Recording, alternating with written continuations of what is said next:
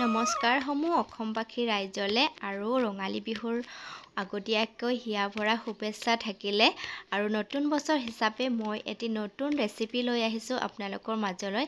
আশা কৰিছোঁ আপোনালোকে ৰেচিপিটো আঁকোৱালি ল'ব আৰু সঁচাকৈ খাবলৈ খুব টেষ্টি হয় মিঠাইটো। তো এয়া একদম ঘৰৰ চিম্পল সামগ্ৰীৰে বনাব পাৰি।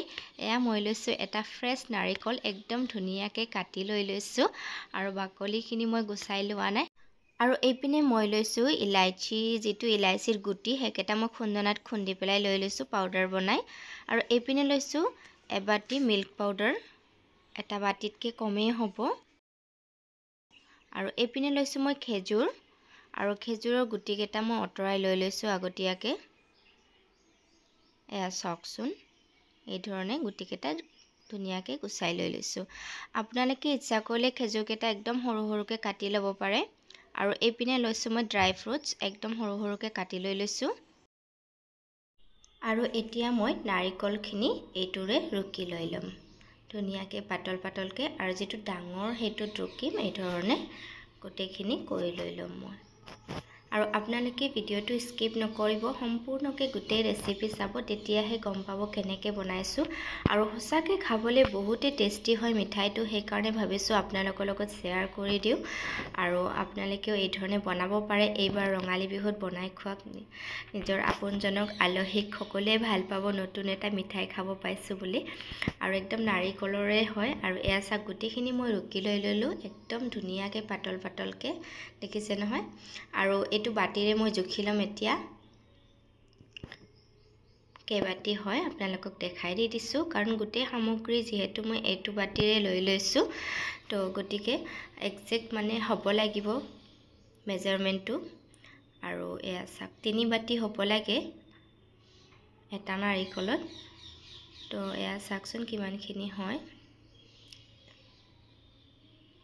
এয়া আমাৰ 3 বাতিয়ে হৈছে, অকণমান কম হৈছে যেনিবা, একো নাই। তো এতিয়া আমি মিঠাইখিনি বনাব ষ্টাৰ্ট কৰি দিওঁ। তো এটা পেন লৈ লৈছোঁ, ইয়াতে মই এতিয়া ঘিউ দি দিম। ঘিউ 2 চামুচ দি দিছোঁ। আৰু যেতিয়া ঘিউখিনি গৰম হ'ব, ইয়াতে মই খেজুৰখিনি দি দিম। আৰু খেজুৰখিনি দি পেলাই এতিয়া লৰাই দিব লাগিব, অকণমান সময় ভাজিব লাগিব। অকণমান সময় মানে পুৰা 5 মিনিট মানে একদম ধুনীয়াকৈ ল' ফ্লেমত আমি ফ্ৰাই কৰিম, যেতিয়ালৈকে একদম ছফ্ট নহয়। এয়া চাওকচোন, 3-4 মিনিট পিছত এনেকুৱা হৈছেহি। তো মই এবাৰ ঢাকি দি দিছোঁ একদম ল' ফ্লেমত দি পেলাই 1 মিনিটৰ কাৰণে, আৰু ধুনীয়াকৈ ষ্টিকি হৈছেহি। আৰু এতিয়া ইয়াতে দি দিম নাৰিকলখিনি, ৰুকি লোৱা নাৰিকলখিনি। আৰু এইখিনি ধুনীয়াকৈ মিক্স কৰি ল'ম মই খেজুৰৰ লগত। আৰু এইখিনি আমাক বেছি টাইম ভাজিব নালাগে, অকণমান সময় ভাজিলেই হ'ব। এয়া চাওকচোন, কালাৰটো চেঞ্জ হৈছে, অকণমান ৰঙচুৱা যেন হৈছে, কাৰণ যিহেতু গুড়ৰ কালাৰ, গুড় বুলি কৈ পাইছোঁ, মানে খেজুৰৰ কালাৰখিনি লাগি গৈছে। আৰু এতিয়া সেই মিল্ক পাউডাৰখিনি মই ধুনীয়াকৈ পানীৰে গুলি লৈ ল'ম। এয়া 1 কাপ পানী লৈছোঁ, আৰু এই ধৰণে অকণমান অকণমান দি পেলাই গুলি লৈ ল'ম। আৰু এয়া চাওক, ধুনীয়াকৈ মিক্স কৰি লৈছোঁ একদম। আৰু এতিয়া এইখিনি মিক্স কৰি পেলাই মই ইয়াতে এড কৰিম। আৰু মিল্ক পাউডাৰ দিলে খাবলৈ খুবেই টেষ্টি হয়। মই ইয়াতে একচুৱেলি চুগাৰ ইউজ নকৰোঁ, এইটোৰে যিহেতু মিঠা আছে, আৰু খেজুৰৰো মিঠা যথেষ্টখিনি, আৰু লগতে নাৰিকলটো যথেষ্টখিনি মিঠা থাকে, গতিকে আমাক এক্সট্ৰা মানে চেনি দি পেলাই বনাব প্ৰয়োজন নহ'ব। আৰু যদিহে আপোনালোকৰ লগত মিল্ক পাউডাৰ নাই, তেতিয়াহ'লে আপোনালোকে 1 কাপ গাখীৰ লৈ ল'ব, আৰু গাখীৰত চেনি মিক্স কৰি ল'ব 5-6 চামুচমান। তাৰপিছত এনেকৈ ঢালি দিব, আৰু ধুনীয়াকৈ গাখীৰখিনি শুকোৱালৈকে ভাজি থাকিব। আৰু এইপিনে চাওকচোন, কি ধুনীয়াকৈ মিক্স হৈ গ'ল আমাৰ গাখীৰখিনি আৰু নাৰিকলে, আৰু একদম ষ্টিকি হৈ আহিছে। আৰু লাহে লাহেকৈ গম পাব, যেতিয়া ষ্টিকি হৈ যায় তেতিয়া আমাৰ মিঠাইখিনি তৈয়াৰী হৈ যাব। আৰু এয়া চাওকচোন, মই আপোনালোকক অকণমান দেখাই দিছোঁ। এয়া চাওক, ধুনীয়াকৈ ষ্টিকি হৈছেহি, মানে আমাৰ মিঠাইখিনি ৰেডি হৈছে। এতিয়া মই ইয়াতে এড কৰিম ইলাইচি পাউডাৰ ফ্লেভাৰৰ কাৰণে। আৰু এইখিনি এড কৰি পেলাই ধুনীয়াকৈ মিক্স কৰি দিম এবাৰ।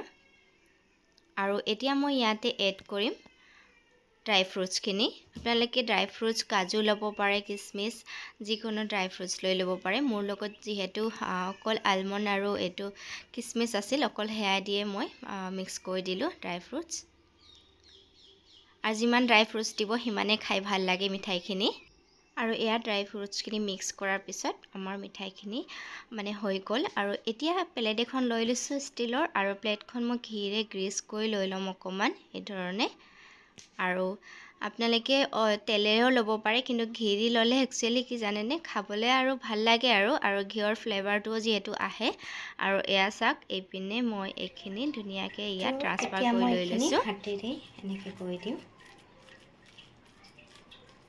অকণমান গৰম আছে যিহেতু এতিয়া এয়া চাওক এই ধৰণে খাবলৈ খুব টেষ্টি হয় এনেকৈ বনাই খাবচোন আপোনালোকেও তাৰপিছত মোক কমেণ্ট কৰি জনাব কেনে পালে মিঠাইটো খাই পেলাই আৰু এইবাৰ বিহুত বনাবলৈ নাপাহৰিব দেই এই ধৰণে মই স্কোৱাৰ শেপত দি দিছোঁ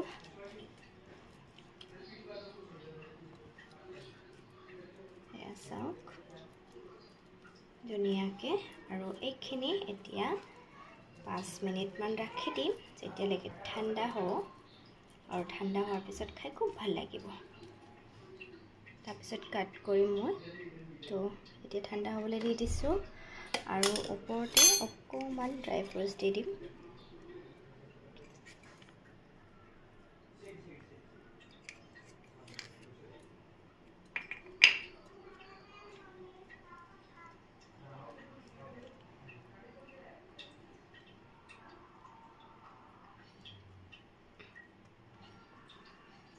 চাওক সুন্দৰ হৈছে নে দেখিবলৈ আৰু এটা ঠাণ্ডা হ'বলৈ দি দিছোঁ